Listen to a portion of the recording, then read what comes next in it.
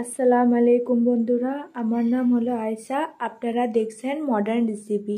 চলে এসেছি নতুন একটা রেসিপি। আমি আপনাদেরকে যে রেসিপিটা বানিয়ে দেখাবো সেটা হলো কুমড়ো রান্না করা। চলুন রেসিপিটিকে দেখে নেন আমি কিভাবে বানিয়ে নিচ্ছি। এখানে আমি কুমড়োগুলোকে কেটে নিয়েছি, ঠিক এইভাবে কেটে নিয়েছি। আর এটাকে আমি পরিষ্কার করে নিয়েছি। এবার এর মধ্যে আমি কিছু কেটে রাখা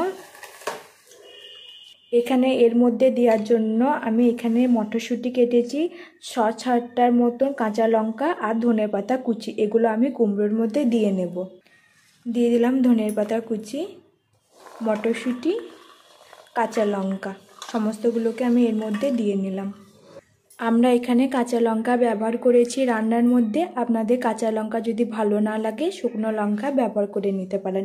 এবার এর মধ্যে আমি দিয়ে নেব কিছু মশলার গুঁড়ো। প্রথমে দিয়ে দেবো 1/2 চামচ হলুদ গুঁড়া।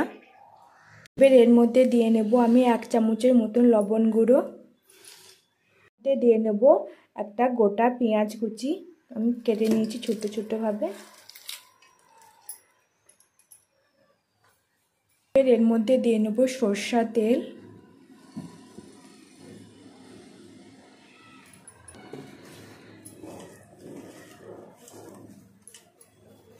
আর দিয়ে নেব অল্প জল।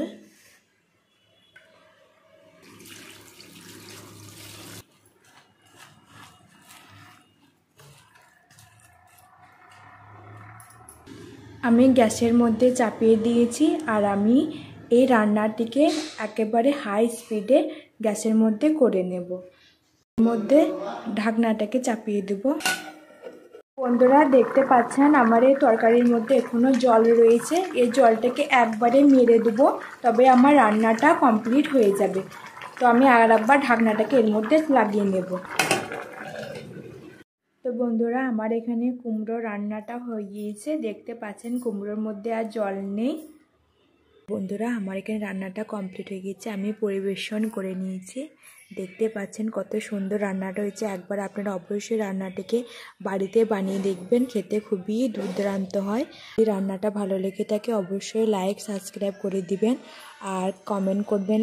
তাহলে আজ এই পর্যন্তই, আল্লাহ হাফিজ।